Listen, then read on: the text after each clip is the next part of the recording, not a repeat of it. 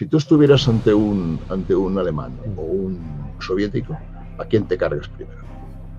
Dice, yo al soviético. Un guantazo, sino que Patton lo amenazó de pegarle 2 tiros con el revólver. Patton era terrorífico. Cada 3 palabras, 4 eran tacos. Sí, sí. Ese es el personaje, ponerle esos 2 chorritos que son falsos, como el otro tiene las manos en los pantalones y tal, pues ya está, asunto resuelto. La gracia está que Patton no lo niega nunca. Sin modales, prepotente, chulo, bocazas. General, ¿qué tal? ¿Qué ha visto? ¿Qué cosas hay ahí? Dice, allá hay 4 mierdas. ¿Pero cómo que 4 mierdas si hay? O sea, aquello de, Dios mío, ¿estás con los alemanes? ¿O conmigo? Esas cosas hace en la Catedral de Le Mans. Patton dice muchas veces que no estaría mal haber cambiado de enemigo. Bienvenidos al canal de historias bélicas que merecen ser contadas. Hoy estamos aquí en una ocasión muy especial, por primera vez, con Fernando del Castillo, para hablar de un personaje tan famoso y tan conocido por todos y que, bueno, pues lo que pasa, ¿no? Cuando alguien es tan famoso y tan conocido, siempre hay muchas medias verdades, muchos mitos y muchos misterios para resolver. Y para tal fin estamos aquí con el autor del libro, con Fernando. Un saludo, Fernando. ¿Qué tal estás? Muy buenas, ¿qué tal? Muy bien, gracias. Nada, pues vamos a analizar detenidamente a este personaje que, como digo, pues tal vez para la cultura popular, pues para el público general me refiero, pues sea el más famoso de la Segunda Guerra Mundial y pues quién no conoce a Patton, ¿no? Tal vez otros generales como Model, Manstein, Guderian y tal, ¿no? Obviamente para la gente que sabe, pero para un público más genérico, pues insisto que Patton es el que siempre nombran. Y la primera pregunta que te quería hacer es, en relación a cuando tú has estado documentándote para escribir este libro, ¿cuáles han sido los aspectos que más te han llamado la atención sobre este personaje? Pues un asunto que quizás llama la atención también al lector. Y es que estaba harto, absolutamente harto, de generales, sobre todo generales alemanes, generales soviéticos también, que acababan siempre con un dramón. Lo que un poco te comentaba antes de empezar. El dramón en Patton existe, por supuesto, porque también es una biografía truncada.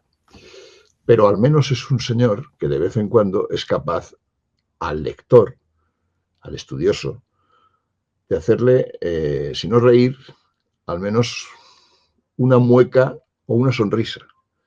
Y eso es muy bueno para un general de la Segunda Guerra Mundial. Claro, te lees yo qué sé, la biografía de Tukhachevsky y aquello acaba terrible. Acaba terrible. Te lees cualquier general soviético y bueno, Ivanov es tremendo el final, ¿no? Generales incluso occidentales también, todos un desastre, por supuesto los alemanes. En cambio, Patton es un tipo que consigue ser, no digo simpático, porque sería una palabra igual un poco alarmista, pero sí un tío que te hace sonreír. Y no porque fuera gracioso contando chistes, sino porque hace cosas que a día de hoy dirías, hombre, pues mira, ¿qué quieres que te diga? Dentro de lo que cabe, no está mal. Claro, para que eso yo lo haya podido poner en el libro, se trataba de que hubiera un tipo, alguien, al lado de Patton, que diera fe de eso. El hecho absolutamente fantástico del cronista. No existiría historia sin un cronista al lado, sin un tipo que recogiera algunos detalles y los pusiera por escrito. A lo largo del tiempo eso va pasando y da lugar a que alguien, como yo, por ejemplo, pues escriba esa biografía. Yo creo que lo primero que piensa cualquier persona cuando escucha a Patton, pues es un tipo maleducado, es un tipo sin modales, prepotente, chulo, bocazas, impulsivo. ¿Hasta qué punto es cierto todo esto Muchísimo. a nivel general? Patton es todo eso que tú has dicho, muy bien relatado, pero es que además cuenta que nosotros cuando lo oímos, sobre todo los españoles lo oímos traducido, o lo vemos traducido, o nos presentan una peli, aquella que ganó los Oscars, en la que Patton parece un personaje de Walt Disney. O sea, así no era Patton. Patton era terrorífico. Cada 3 palabras, 4 eran tacos. Sí, sí. Ese es el personaje. Que dices, bueno, pero vamos a ver, este tío, ¿cómo ha llegado a donde ha llegado? Pues por una simple razón. Era un caballero sureño de primerísimo orden, con una educación esmeradísima, pero que estaba convencido de que diciendo según qué tipo de cosas y haciendo referencia según qué tipo de cosas, pues tendría mucho éxito. Y mira, lo consiguió. Claro, cuando Patton se ponía delante de sus soldados y les largaba una arenga, aquello de buenos días, señores, ¿cómo están ustedes? Combatan porque al final no se quede la libertad, nada de esto. O sea, él empezaba con cosas absolutamente alucinantes. Las arengas de Patton, yo creo que no tienen seguramente parangón en la historia militar. O sea, un tipo que dice tranquilamente a los chavales que están allí sentados, la guerra no las ganan los buenos soldados, las guerras las pierden los hijos de puta que se dejan matar. Claro, esto en aquellas circunstancias tenía que causar una impresión grande.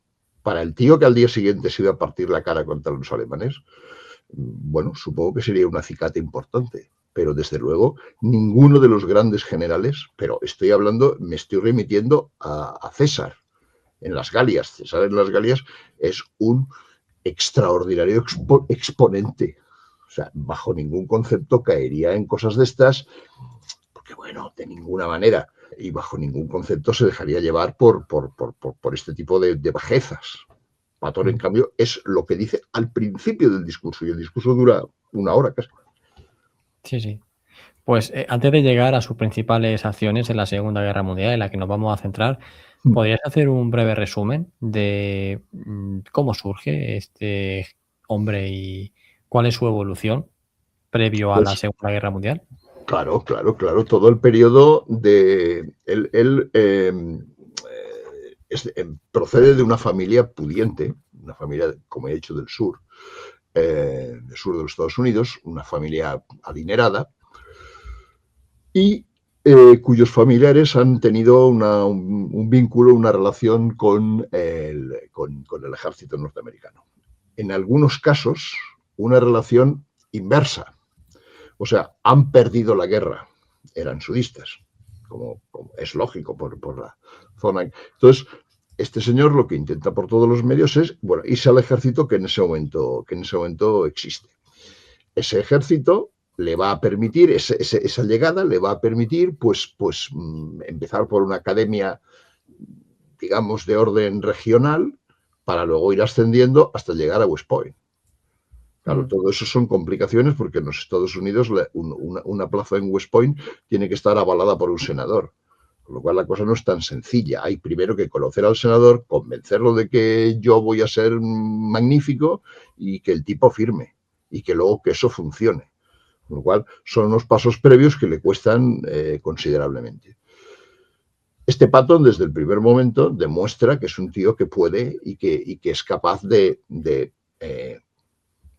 romper los tabúes e incluso llegar a lo más alto.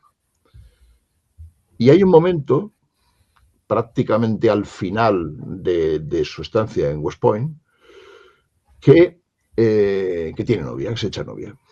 Se echa novia de una señorita acaudalada, es poco, mucho más que acaudalada, por supuesto mucho más que él. A la que pues le consigue convencer para decirle, mira, casémonos y a partir de ahí yo haré pues una vida itinerante porque me llevarán a tal sitio, me llevarán a tal otro y bueno, pues con la esperanza de que se produzca algún acontecimiento para que el tipo pueda progresar en el ejército. O sea, ese es el planteamiento.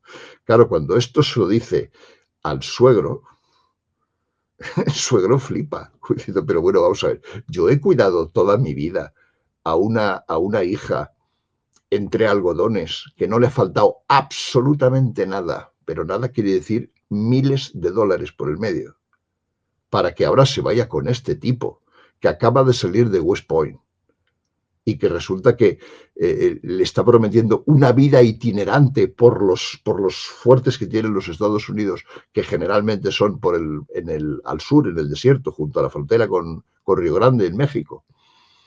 Claro, el padre se queda asombradísimo diciendo, pero bueno, ¿cómo es que mi hija es tan tonta de decirle a este tío, sí, de acuerdo, pa'lante? Cuando resulta que lo más normal y más lógico habría sido decirle, mira, chico, tus planes son maravillosos, pero para ti. Bueno, pues la hija no solamente está convencidísima y enamoradísima, sino que además, cuando el padre le dice esto, de ninguna manera, pues resulta que se enfada, se mete en la habitación, no como, no bebo, no hago nada, hace huelga, se mete en la habitación y no quiero saber nada con vosotros, no quiero saber nada con mi padre, etcétera, etcétera, hasta que el padre tiene que ceder y decir, oye, si no digo que sí, esta muchacha se muere y voy a tener un problema de los buenos.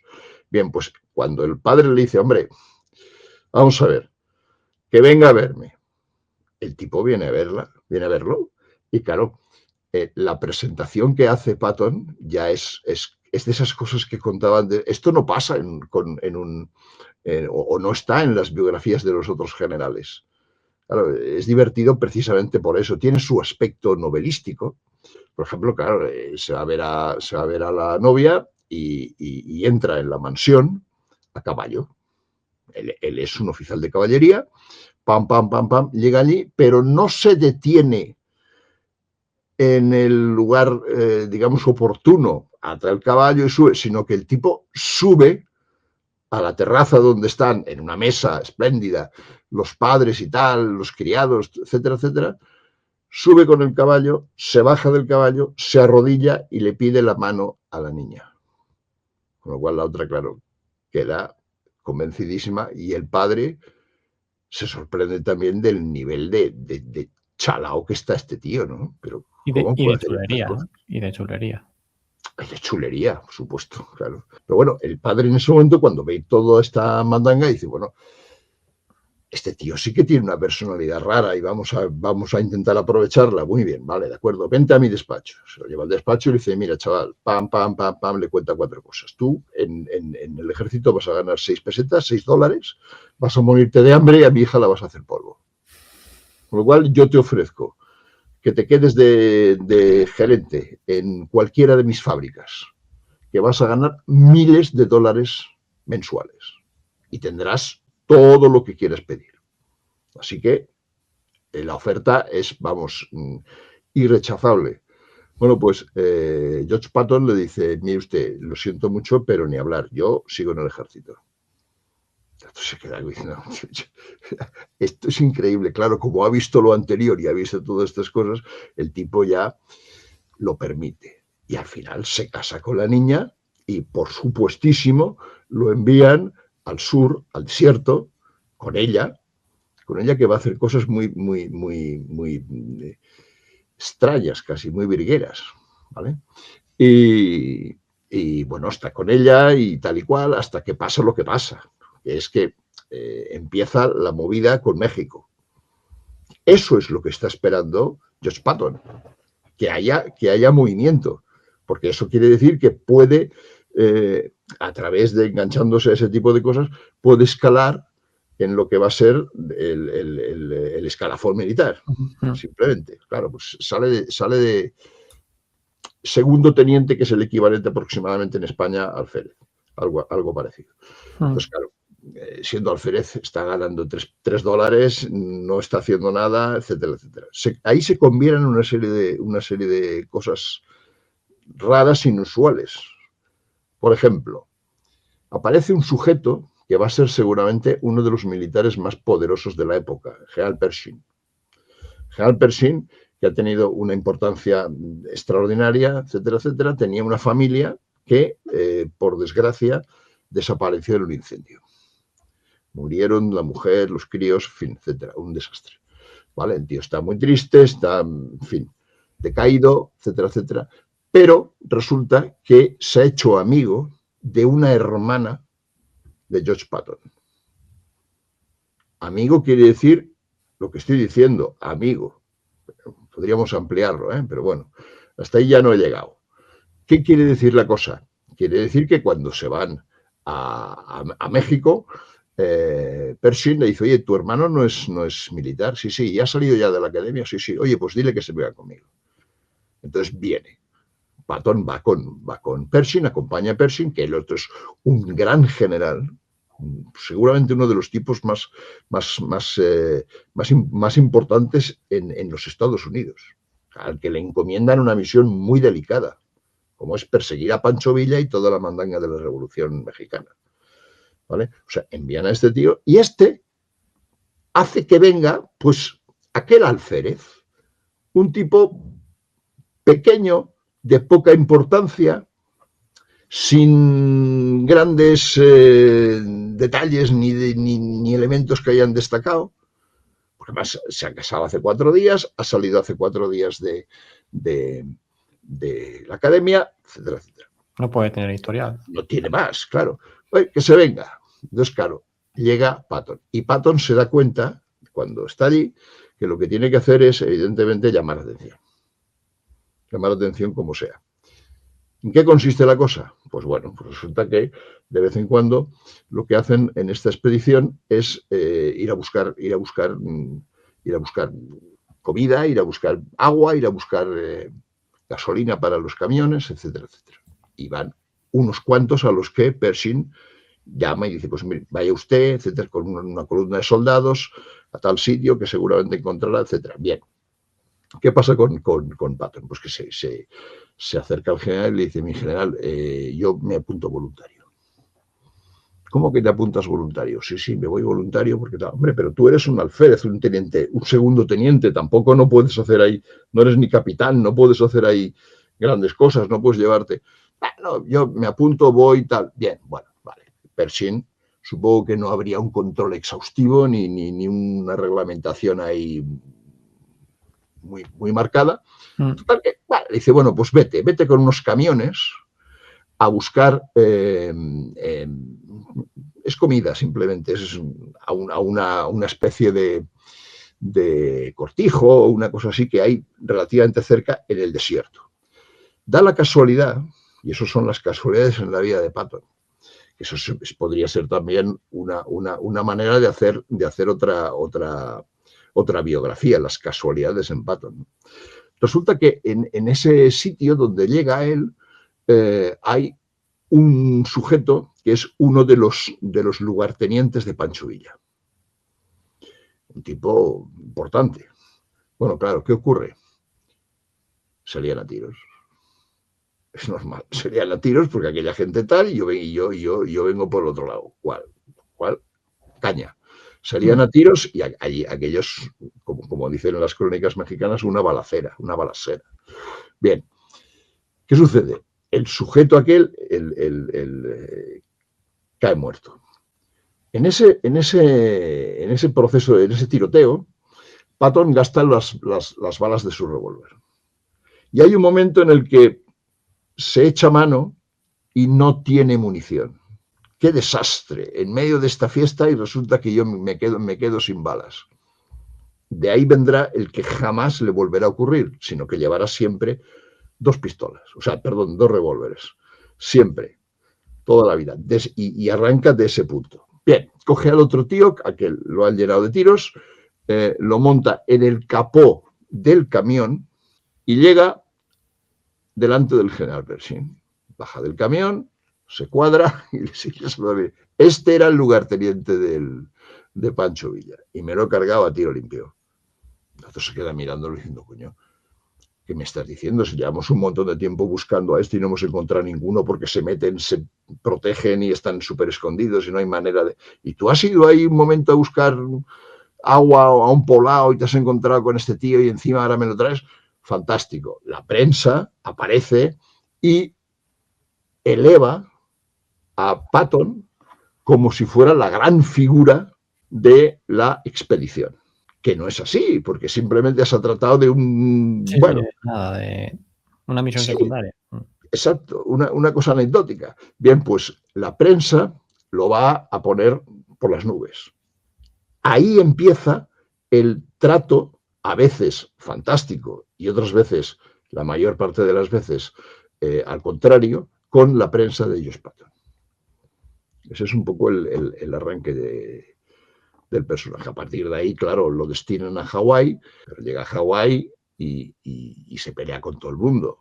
Se pelea con el comandante, que le dice, lárgate de aquí, fuera de aquí, no sé qué, no sé cuándo, lo vuelven al cabo del tiempo, vuelve a ir a Hawái otra vez destinado.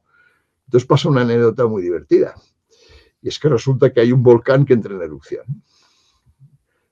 A zambombazo limpio. Entonces todo el mundo, claro, preocupado, coño, nos tendremos que ir, tendremos que trasladar a la población, tendremos que hacer no sé qué, porque esto además será un caparache con mucho dinero, con, en fin. Y el otro dice, no se preocupen que yo esto lo arreglo. ¿Cómo que yo lo arreglo? En aquel momento no sé si ya comandante, me parece que todavía no, capitán. ¿Cómo que yo lo arreglo? Oiga, a ver, ¿usted qué está diciendo? Sí. Tío monta un avión, que los aviones de aquella época, claro, no eran precisamente una virguería. Sube con un avión aproximadamente al cráter, bombardea un lateral del cráter con bombas pequeñas, con bombas de 30 kilos. Y resulta que abre, claro, revienta el cráter, una abertura y toda la lava va al mar. Consecuencia, ha salvado la isla. Ya no hay que llevar a la gente, no sé, claro, un éxito extraordinario y tal, pero claro, cuando llega y la prensa está, oh, verdad, igual, fíjate este tío lo que se le ha ocurrido. ¿Qué sucede? Lo que pasa siempre con Patton, mete la pata. Yo lo hice porque los de aquí, el comandante de la guarnición, no sé qué, no sé cuándo, será un tío parado, un tío quieto, que no sé. No... Ve, tío, no metas la pata así. Consecuencia, váyase usted de aquí, fuera, y se tiene que largar sin que esto, que es un hecho extraordinario para un militar, pues tenga consecuencias.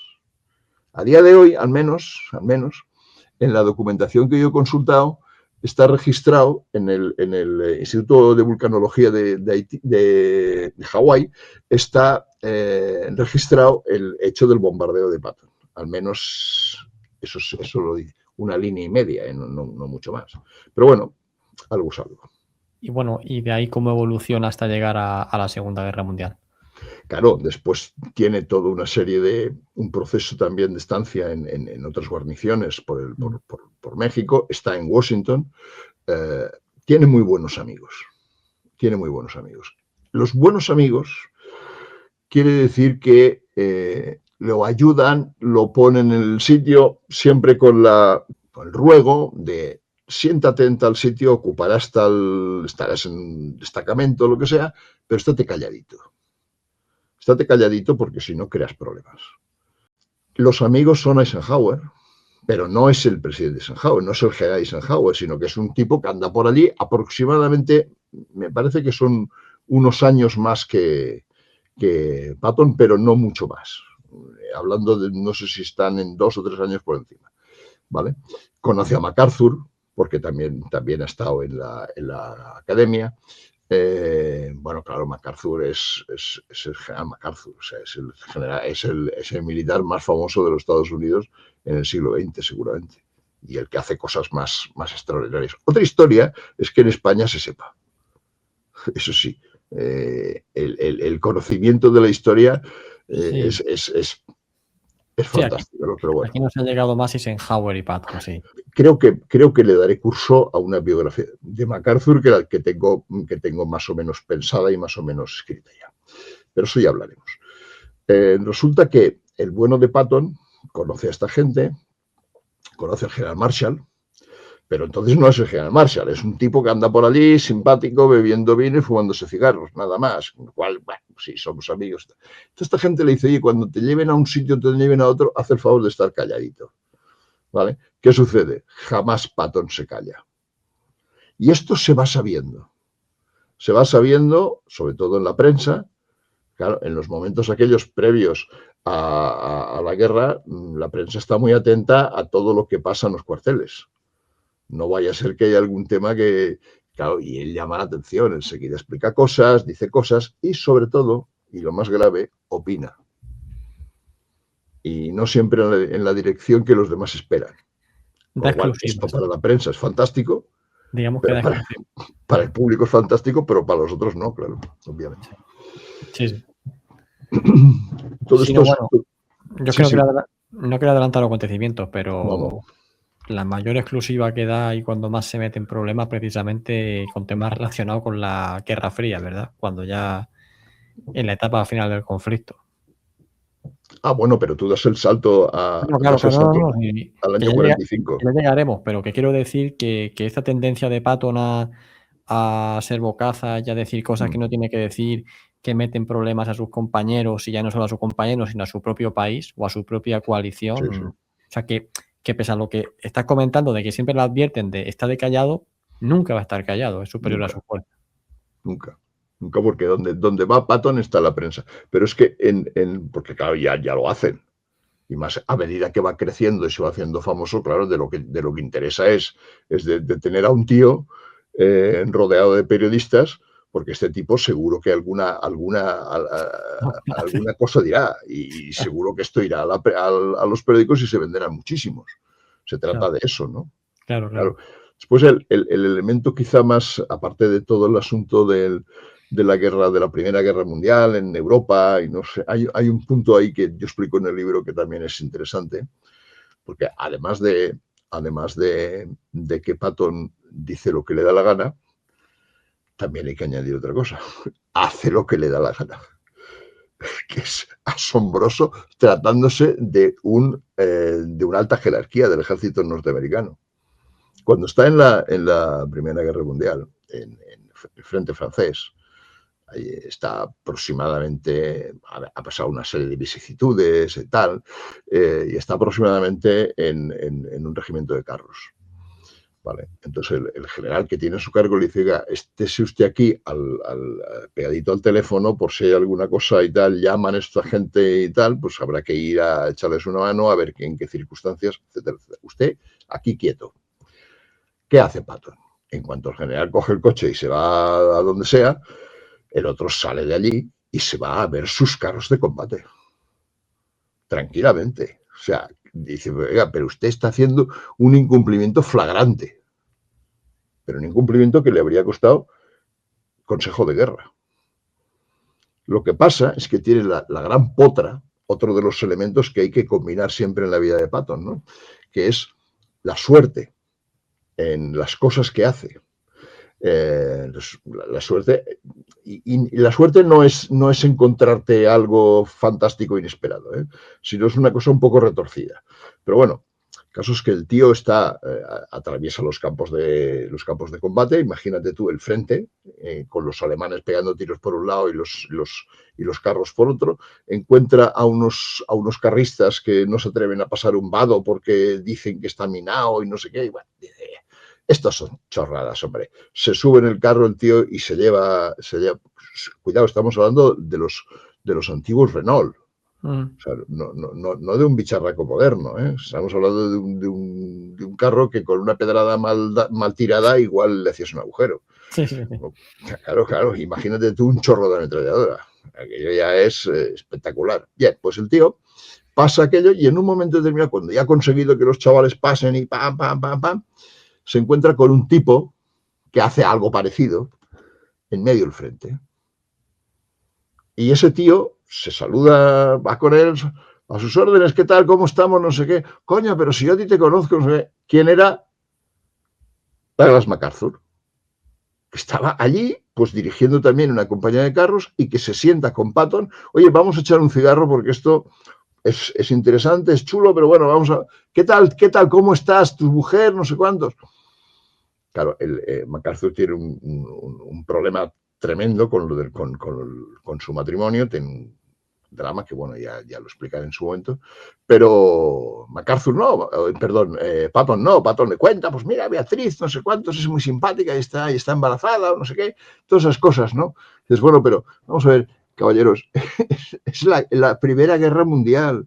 Si en ese momento cae un pepinazo alemán, se acaba la Primera Guerra Mundial, no existe la Segunda tal como la conocemos y probablemente la historia del mundo habría cambiado absolutamente toda. Porque sin estos dos tíos ya veríamos si los alemanes y los japos no habrían conseguido la victoria.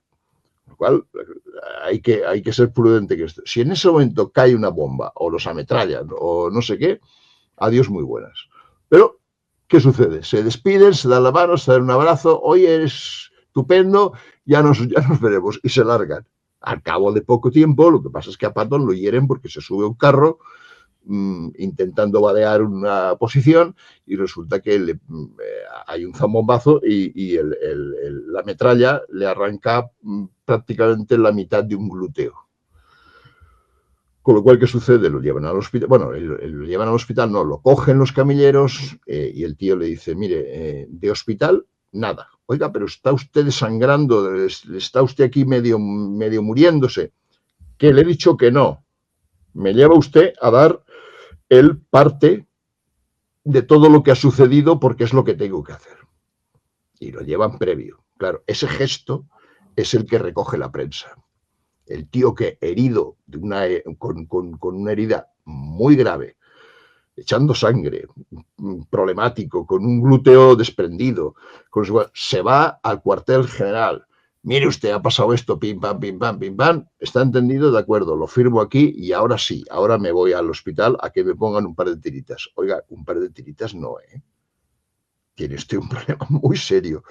Hasta tal extremo que cuando está ingresado, lo están operando, imagínate lo fantástico que es aquello, son días, y entonces se produce ya el cierre de la guerra. La rendición de los alemanes y el cierre de la guerra. En consecuencia, Patton se queda sin ver el fin de la Primera Guerra Mundial, porque está en el hospital. Y eso es grave. Se queda con ganas porque se da un garbeo por Europa, sobre todo por Francia, con todo ese tipo de cosas. Resulta que pasa el tiempo, está en Europa y se le empieza a agriar un poco la idea que él tenía de los carros de combate van a ser el arma del futuro.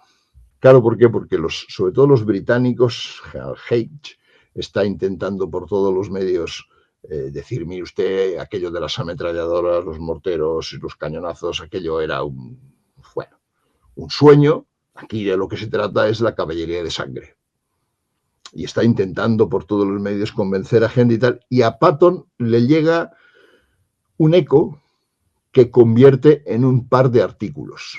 Unos cuantos artículos que publica en los Estados Unidos intentando buscar una especie de combinación entre la caballería con caballos, no la caballería mecanizada. Un ataque con carros, un ataque con sables, una cosa que dices, de verdad, este hombre que luego entró en poblaciones de Sicilia subido en un Sherman y a grito pelado. Este tío, unos años antes, decía estas cosas, pues sí. Claro, las circunstancias eran así de extraordinarias. No sé si me estoy alargando mucho, igual te estoy contando. No, sí, simplemente eso era eso, o sea, hacer una evolución sobre cómo Patton va poco a poco ascendiendo una vez que sale de la academia hasta que ya llega a la Segunda Guerra Mundial en esa Operación Torch en un puesto de peso. Sí. Hombre, claro. Él es uno de los comandantes que va a desarrollar la Operación Torch, Operación Antorcha. Lo que sucede es que antes de llegar, el tipo pregunta, oiga, ¿a dónde vamos? Pues mire usted, vamos a desembarcar en Marruecos. Ah, muy bien. ¿Y allí qué pasa? Son musulmanes. Ah, estupendo. Tráigame un Corán. Y le llevan un Corán. El tío lo lee, se supone. Pim, pam, pim, pam. Es un tío, no digo un tío inteligente, pero es un tío leído. Con lo cual, eso luego tendrá una consecuencia que yo en mi libro destaco y que hay que verla desde una perspectiva como la de ahora, ¿no? Resulta que le dan el Corán, lo lee y tal y cual, y le dicen, luego al cabo de poco, el tipo que se lo ha entregado le pregunta, mi general, ¿qué opina? ¿Qué le parece a usted? Y la contestación es un libro interesante. Punto final. Claro, ¿qué quiere decir eso? Pues que no lo ha leído. que no lo ha leído, o si lo ha leído, o si lo ha ojeado, desde luego bien poca cosa ha sacado. Bien poca cosa. Bueno, la consecuencia es que desembarca en África y está aproximadamente sirviendo como asentador de la logística para poder conseguir los avances en el desierto hacia el este. ¿Vale? Hacia el este. ¿De acuerdo? Muy bien. ¿Qué sucede con eso? Los americanos ya tenían a un general que de alguna forma mandaba a las tropas que se estaban enfrentando al Afrika Korps, y a los italianos, el general Frendeler. Este general resulta que llevó el grueso de las tropas norteamericanas a algunas batallas importantes, Kasserine, etcétera, etcétera, y falló siempre. En una de las ocasiones se presenta Eisenhower, que ya es el comandante supremo, se presenta y le dice, bueno, pero vamos a ver, ¿qué está ocurriendo? ¿Cómo es que nos están pegando palos por todas partes los alemanes, los italianos, pero qué es lo que está sucediendo? Entonces descubre que este tío se dedica sencillamente a gastar miles de toneladas de cemento para hacer una especie de casetos que evidentemente lo que van a intentar es, o lo que intenta con eso es que la aviación alemana, los Stuka sobre todo, deshagan las tropas porque se refugian en esos casetos que montan en el desierto. Claro, evidentemente así no hay manera de avanzar, no hay manera de ninguna manera. Claro, Eisenhower, ¿qué hace? Lo destituye al tío. Lo destituye y como no tiene otra persona y hay uno allí, hay un sujeto encargado de la cuestión logística y no sé qué, vamos a llamar a Josh Patton. Y le dice, oye, toma el mando aquí y a ver qué pasa con esto. Y claro, llega Patton. Llega Patton y es cuando se hace cargo de toda aquella gente. Lo primero que hace es el gran número. Se va al Estado Mayor y se encuentra con que algunos oficiales van desarreglados, no se afeitan, van mal vestidos.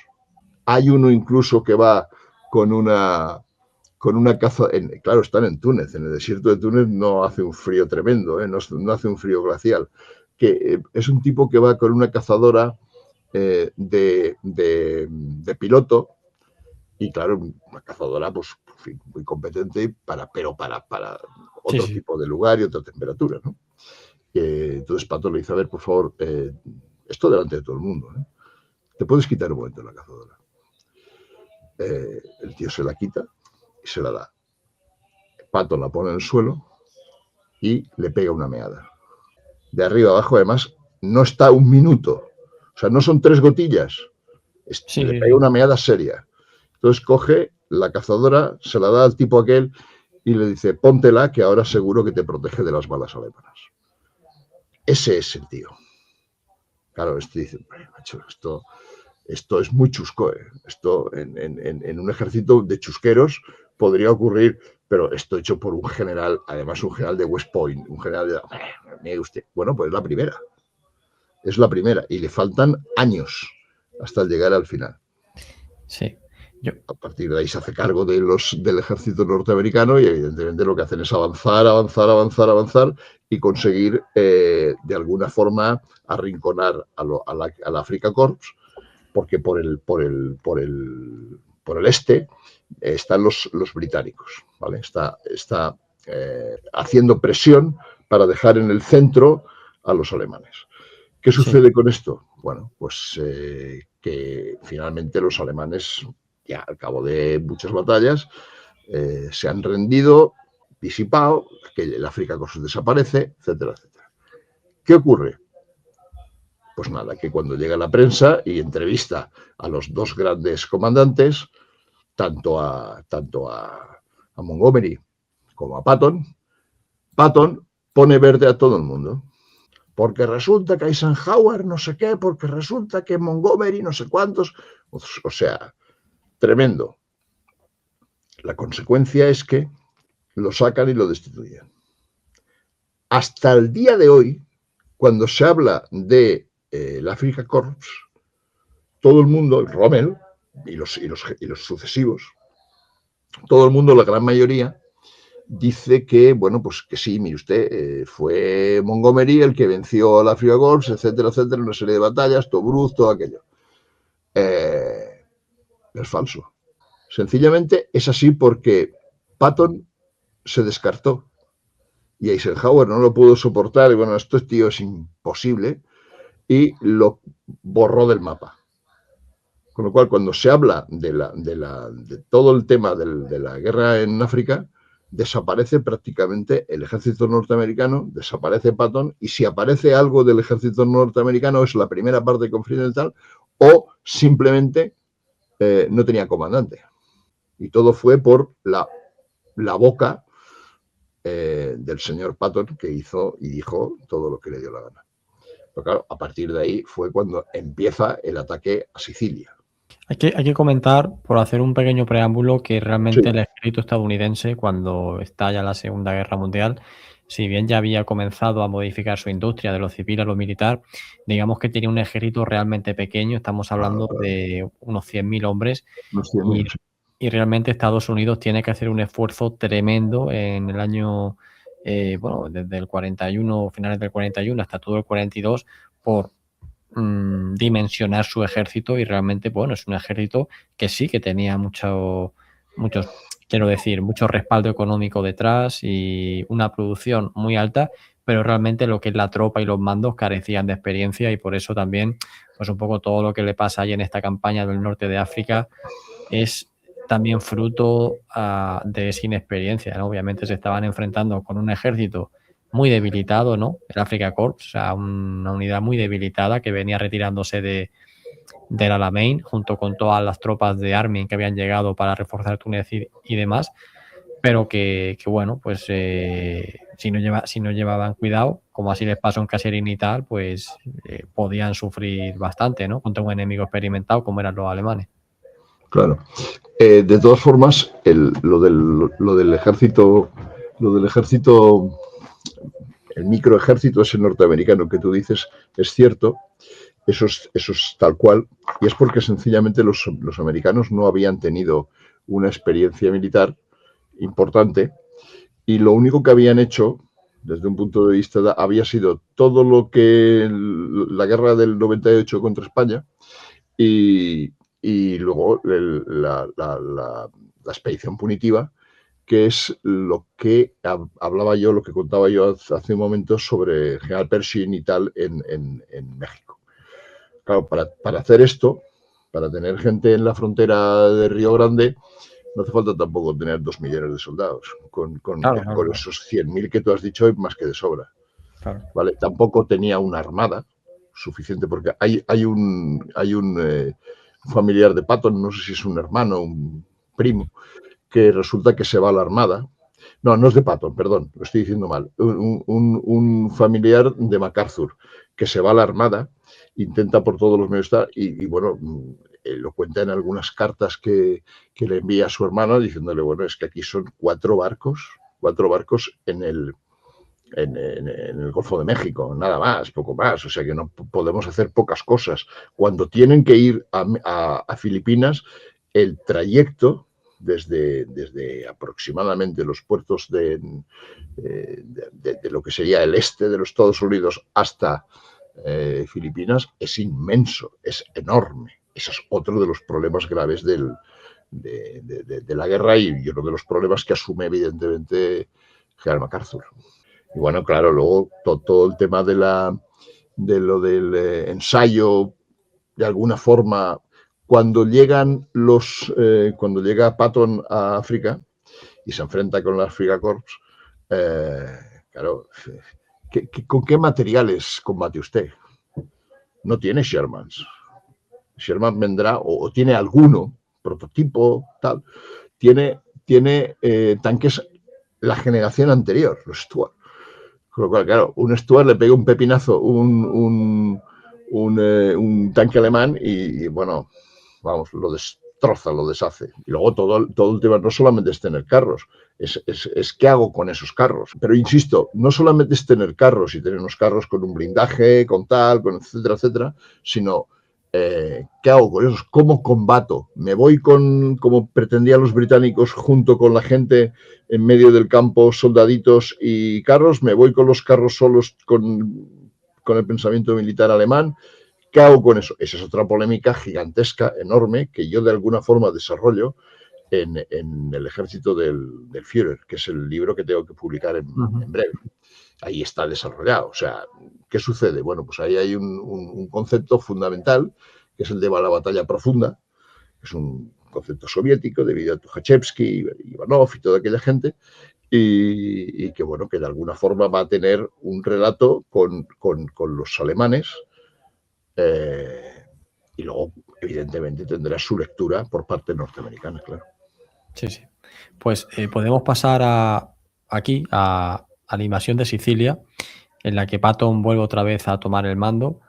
Sí, Y bueno, independientemente del desarrollo de la campaña, porque si no nos vamos a ir a las 3 o 4 horas, sí, sí, pero quiero decir, o sea, bueno, sabéis que los británicos desembarcan aquí a la derecha, los sí. estadounidenses a la izquierda, y a partir de aquí, pues se va a iniciar una carrera por parte de Patton y de Montgomery con el objetivo de llegar a Messina y sobre todo, pues evitar que el mayor número de tropas alemanas pueda salir, o sea, pueda Claro, abandonar ir al Sicilia continente, para entrar en el continente, para entrar en Italia y claro, forzar aquí pues una nueva línea defensiva que sabéis que va a claro, ser la línea Gustav.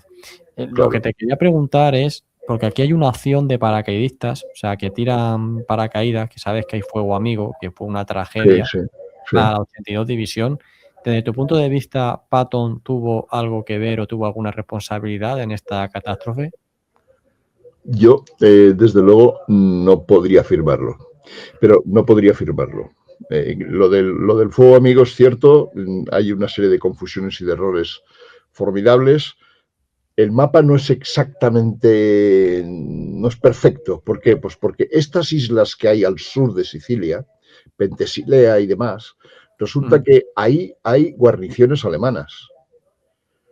Lo principal es llegar allí con los barcos, cargarse a esa gente, anularlos y tirar para arriba, para Sicilia.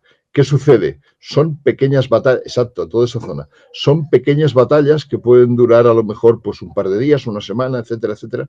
¿Qué sucede? Hombre, los alemanes tienen aparatos de radio, se lo comunican a sus cuarteles generales. Oiga, que están aquí estos tíos, nosotros caeremos en 24 horas, en 48 horas, pero estos tíos seguirán para arriba. Con lo cual, ¿qué quiere decir? Todo lo que es el desembarco, tanto el británico como el norteamericano, no es una sorpresa. Porque, eh, ¿quién es el comandante? El comandante alemán es Kesselring, no está precisamente sin saber de qué va la cosa, lo sabe todo. Por eso Patton tiene que ir hacia el oeste, girar por toda la isla, porque el norte está aproximadamente sin alemanes, y Montgomery se dirige directamente hacia el Etna, tal como has dicho tú. Exacto, hay esas dos trayectorias. Se convierte en una carrera, además, exactamente así. Cuando llega a Messina, Patton entra encima de un Sherman, pues lo de siempre, pegando gritos, soy estupendo, mira qué guapo soy, etcétera, etcétera, todas esas cosas, ¿no? Vale, fantástico. Ha vencido además sin ningún tipo de dudas, y en ese momento llega un británico con un jeep, no sé cuántos, y se para delante del Sherman de Patton. Baja de Sherman, ve al otro, se cuadra y le dice: mi general, felicidades porque ha ganado usted la carrera. Textual. Igual, tanto uno como otro, en medio de toda la parafernalia que había, estaban convencidos de que, bueno, el primero que llegue, claro, ese tío ha ganado la carrera y ese tío ha ganado lo que sea. Bien, claro. Kesselring le da tiempo para poder hacer de alguna forma la retirada bastante bien ordenada, porque Montgomery es muy patán, sobre todo en el Etna.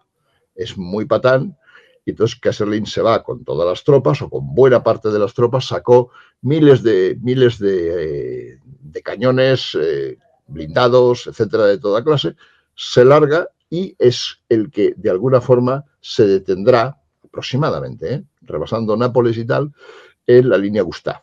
O sea, exactamente en Montecassino. Por eso la batalla de Montecassino será tan problemática, que duró tiempo y tiempo y tiempo, y en la que no participó Patton, sino la cosa habría sido completamente distinta. No participó Patton porque estaba, no digo arrestado, pero casi. Y ha metido la pata considerablemente, bueno, que se le echó la prensa encima, con el tema de las bofetadas que le pegó a un chavalillo en el hospital de Troina. Claro, dices, hombre, tío estaba nervioso, mire usted, aquí esta gente están pegando tiros y tú ahora ¿qué te pasa a ti? Pues que tienes miedo, que tienes no sé qué. Bueno, es lo que hay. Esto no es una foto auténtica, es la de la peli, la peli de los Oscars. Espectral. Yo tengo que decir que obviamente conocía el acontecimiento, pero que en tu libro pones exactamente todo el texto. O sea, que nunca lo había leído así tal cual, todo el texto de toda la conversación que mantuvo y que no fue con un soldado, fue con dos. Fue con dos. Sí, la peli se queda corta porque primero no hubo esta especie de te doy un guantazo, te doy con un guantazo, sino que Patton lo amenazó de pegarle 2 tiros con el revólver allí mismo. No fue esto solo, sino que fue este chaval y otro que había allí. Con lo cual la cosa fue muchísimo más dramática. Porque claro, la película, ya hablaremos en qué condiciones y cuándo y por qué se hace así. La película resulta que pretende presentar a un Patton, ya te he dicho antes al principio, Walt Disney. Es un Patton cariñoso. Es un Patton, está muy bien interpretado, etcétera, etcétera. Además, el protagonista tiene un aire, se parece un poco al general Patton. Y bueno, pues bien, presenta para que el público salga medianamente contento del cine. Pero no pasó esto, ni mucho menos, ¿no? O sea, hasta el extremo fue que Patton negó a los médicos, les negó que atendieran a los soldados que venían en estas circunstancias. Y todo esto sucedió cuando, o sea, unos momentos después, evidentemente estaba toda la prensa ahí, Imaginaos entre los flashes de los periodistas, gente que toma nota, gente que, mi general, póngase de este lado, póngase de aquel lado, haga no sé qué, etcétera, etcétera. Todo un enorme escenario en la zona del hospital donde se puede hacer, claro. Anteriormente, la escena anterior le había puesto a un chaval que también estaba, pues lo habían reventado, le habían pegado tiros por todas partes y estaba medio tal. Le pone una de las medallas que llevaba, porque él no llevaba nunca, llevaba las estrellas, eso sí, 20 y tantas estrellas. Pero medallas no, entonces se quita una que llevaría por allí y se la pone al chaval como diciendo, mira, te la ha puesto el general Patton, tío, si te curas, estupendo, y si te mueres, pues mala suerte, ¿vale? Es lo que hay. Pero bueno, con lo cual el tío venía con el ánimo levantado. El tío venía pensando, he tratado a un héroe. ¿Qué cojones, no? Pero el tío que se ha partido la cara y pegaba ahí tiros para aburrir. Y se encuentra con el otro tío sentado en una caja. Dice, hombre, ¿a ti qué te pasa, hermoso? Pues no, que yo es que me da miedo cuando pegan tiros. No me fastidies. Seguro que no es así, me estás diciendo algo que no es verdad. ¿Qué pasa allí? Entonces, claro, es cuando se desarrolla toda la movida. Sí. Esto tiene un tratamiento alucinante en la prensa. O sea, lo que yo he escrito, que es la conversación tal cual pasó, no es difícil, porque está en todas partes. Sí, la prensa, claro, se vuelve loca con esto, ¿no? Lo acusan, incluso lo llegan a llamar nazi al propio Patton. O sea, es una cosa tremenda. Y esa es la consecuencia de que Eisenhower se enfada por segunda vez seriamente lo que había pasado en África y ahora esto, y le dice, pues tú no vas a estar en Italia. Y lo envía por ahí. No lo envía a los Estados Unidos, como era seguramente su intención. Pero bueno, al fin y al cabo era un amigo. No lo envió a los Estados Unidos, sino bueno, mira, quédate por ahí, en algún cuartel, en Francia o donde sea, habla con unos, habla con otros, pero no te vayas a los Estados Unidos. Y tampoco Visita vas a Egipto. ir. Comentas que visita Egipto. Claro, se va a Egipto a ver pirámides y a ver.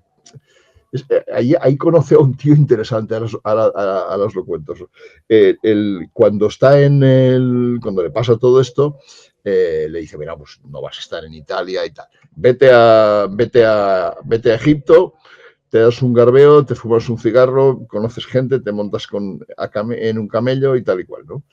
Y es cuando en Egipto conoce al general Anderson, que va a ser uno de los comandantes del ejército polaco rescatado de la Unión Soviética, ¿no? Y cuando le empieza a decir cosas acerca de, no, cuidado, los soviéticos, pam, le empieza a decir cosas, y el otro se queda asombrado porque pensaba, hombre, son aliados nuestros, serán buenos chavales, ¿no? Serán buena gente. Pues no, mire usted, pam, y le va diciendo cosas. Hay un momento en que le dice algo así como, si tú estuvieras ante un alemán o un soviético, ¿a quién te cargas primero? Dice, yo, un soviético. Cuidado, ¿eh? Esto se lo dice el tío que comandará las tropas en Monte Cassino. Sí. Cuidado. Sí. Es un tema impresionante. Anderson escribió un libro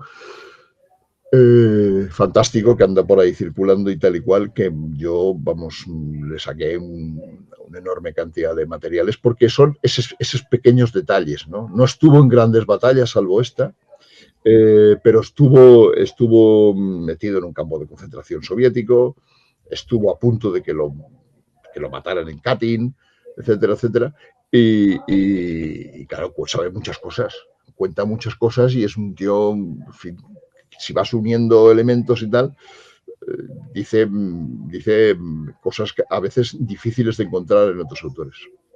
Pues con esto, si te parece, pasamos, ahora que ya Patton otra vez ha salido de escena, pasamos, a ver, lo vamos a ver aquí en pantalla, al desembarco de Normandía, en la que Patton, que como venimos comentando a lo largo de este programa, pues es un hombre que busca la gloria, que persigue la gloria, que quiere la acción, que quiere protagonismo y que va a llegar la operación más grande que los estadounidenses hasta la fecha pues habían lanzado por lo menos aquí, ¿no? en el teatro europeo, que va a ser la operación Overlord, y Patton no participa entre comillas, porque sí que va a tener un papel secundario y tal, que precisamente debido a su protagonismo y a su fama entre los alemanes va a jugar un papel crucial, ¿no? Haciendo pensar a los alemanes que el desembarco va a ser por Calais y tal, con la operación Fortitude, pero que me refiero que no va a tener un mando desde el principio liderando tropas y tal como le había gustado.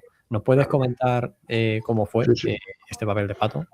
Sí. El desembarco de Normandía tiene además dos maneras de explicarse, yo entiendo, bastante interesantes. La primera es desde el punto de vista de lo que sucedió, de lo que ocurrió. Finalmente las tropas pasaron desde el sur de la Gran Bretaña a la zona de Normandía y allí sucedió lo que sucedió, avanzaron hacia el oeste, ¿vale?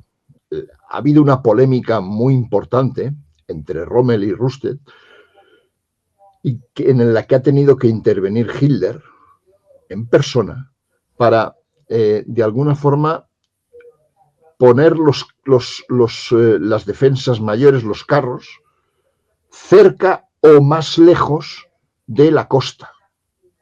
Rommel es partidario de ponerlos cerca de la costa para que no tengan que recorrer un largo trayecto hasta llegar a la zona que se supone que puede ser el de desembarco, y Rundstedt es justamente lo contrario. No, cuanto más lejos estén concentrados, más los podremos mover, etcétera, etcétera. Error, gravísimo. Cuando sucede lo que pasa, el desembarco, evidentemente no hay carros porque están más o menos separados. ¿Qué sucede? Pues que en esto, para que se pongan de acuerdo estos dos tipos, ha tenido que intervenir Hitler, diciendo, mira, oye, vamos a ver, muchachos, vamos a buscar un término intermedio, unos estarán en un sitio, otros estarán en otro. Por tanto, la defensa alemana en esa zona, además de ser débil, por lo que luego hablaremos, tiene este elemento que hay que considerar, ¿vale? El tercer punto importante. Los alemanes en ningún momento pensaron que el desembarco se produciría por Normandía. En ningún momento. ¿Por qué? Porque tenían indicios más que fiables, muy fijos, de que el desembarco se haría por la zona de Calais. ¿Vale? ¿Cómo se consiguió eso? Bueno, primero porque es la zona más cercana al continente, y segundo porque Eisenhower, en un gesto absolutamente maravilloso, que yo creo que por ese gesto tendría que estar en todos los libros de historia militar, pero por ese gesto solo, no por todo lo demás. Resulta que aquel tío que tiene más o menos aislado, más o menos castigado, váyase usted a pasear por Egipto, vea usted a la gente que hay no sé qué, a ese tío que tiene castigado y que tiene, lo coge y lo coloca en el sur de la Gran Bretaña y le dice, oye, Georgie, como le llamaba él, Georgie, haz todo el ruido que quieras, monta toda la castaña que te dé la gana, a la prensa, por la radio, lo que quieras tú, ¿vale? Pero tienes de alguna forma que hacer que los alemanes se piensen que el desembarco es por Calais. Y es cuando monta el ejército fantasma, la FUSAG. Claro, esto es extraordinario, porque ese ejército que está ahí puesto, de alguna forma lo que hace es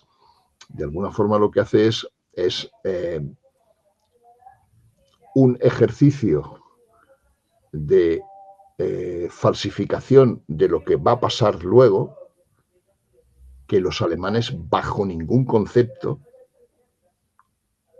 perciben. Además, se encarga Patton, que claro, imagínate tú, ¿no? Decirle a Patton, haz de actor y móntate lo que te dé la gana. Claro, le abres las puertas y hace lo que quiere, ¿no? Además, se encarga Patton todavía de redondearlo más. ¿Qué sucede? En una de las bueno, Patton va allí, toma posesión del asunto, y los carros y los aviones y la artillería, pues son de goma. La inflan, lo ponen en hangares o, a poder ser, en zonas más o menos vistosas, y lo van almacenando. Miles y miles y miles de carros, miles y miles y miles de cañones. ¿Vale? Claro, ¿qué sucede con esto? Cuando los alemanes mandan los aviones para hacer fotografías, los pocos aviones que les quedan ya para hacer fotografías, se dan cuenta que allí hay una panoplia de 1000 pares de narices. O sea, esto claro, visto desde arriba, no se percatan que es inflable, sino que aquellos son carros que están preparados para el asalto y están al lado de Calais. Por tanto, es indiscutible. Bien, además de eso, Patton lo que hace es dar órdenes para que se produzca ruido en las redes, en la radio, de tipo, nos estamos moviendo, estamos llegando a tal sitio, estamos yendo para no sé dónde, etcétera, etcétera. Tanto de el cuartel general como de la Armada. Ese ruido, para que sea convincente, tiene que tener de vez en cuando una carta de un vecino de la zona que diga, oiga, esto que están haciendo ustedes es muy chulo y muy divertido, pero a mí me están fastidiando porque yo no puedo ir a trabajar ni me puedo ir a mover porque resulta que está lleno de carros, está lleno de tal. Fantástico. Toda esta información es buenísima porque llega a los alemanes y los alemanes se dan cuenta, certifican de alguna manera, están certificando que lo que está diciendo este sujeto pues seguramente tiene razón porque de verdad debe haber un tráfico tremendo en la zona. ¿Vale? Bueno, se produce toda una serie de cosas, cartas de unos, cartas de otros, la prensa, la radio, etcétera. Y además, Patton se da cuenta que hay un general. Se da cuenta, no, le llega la información de que hay un general en una especie de campo de prisioneros de generales, un general alemán, general Kramer, que está malucho y que está en un campo cercano. Es un castillo inglés. ¿Qué hace? Pues bueno, coge el teléfono y lo llama. Dice, oye, macho, se llama Hans Kramer el otro. Oye, tú estuviste en el Africa Corps, ¿verdad? Sí, sí, no sé cuánto. Es otro encantado, fíjate tú, un prisionero que está en el sur de Inglaterra. Hombre, estaba en un sitio donde estaban prisioneros los oficiales alemanes, con lo cual tampoco no sería un campo de concentración muy complicado, ¿no? Sería una cosa más bien estándar. Vale, pues bueno, pero el otro encantado que lo llamen nada menos que el general Patton. Dice, oye, Hans, ¿por qué no te vienes a cenar? Claro, el otro se queda flipando. No me invita el general Patton, tío. Sí, sí, sí, por supuesto, claro que voy. Cuando tú me digas, George, no sé qué, no sé cuántos. Vale, muy bien, de acuerdo. El otro dice, oye, te voy a enviar un coche, te subes al coche y no te preocupes de nada, el conductor te trae, cenamos y luego ya te vuelvo a llevar. Ah, encantado, no sé qué, fantástico, muy bien. En ese ínterin resulta que Patton manda cambiar todas las señales de la carretera y envía el coche y le dice al conductor, cuando montes a este tipo, explícale la mandanga, pero explícale diciéndole que estamos en la zona de Calais, estamos haciendo no sé cuántos, llévalo por todos los sitios donde haya, hace un recorrido muy largo, no hace falta que vengas directamente, hace un recorrido de 400 kilómetros, ¿vale? Pero enséñale carros de combate de verdad, enséñale movidas, enséñale tal, en fin, que aquel tío se vaya convencido.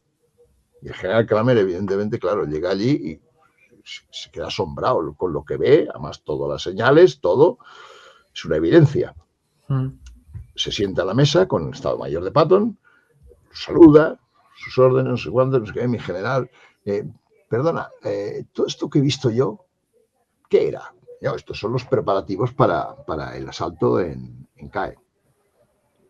Y entonces se queda, el asalto en Caen. Sí, sí, claro, cualquier día lo hacemos, la semana que viene, la otra. En fin, cuando tengamos, estamos esperando una remesa de cañones para no sé cuándo. Sí, sí, lo haremos enseguida.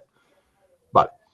Kramer sabe que Patton peca de bocazas. Y este tío habla por los codos.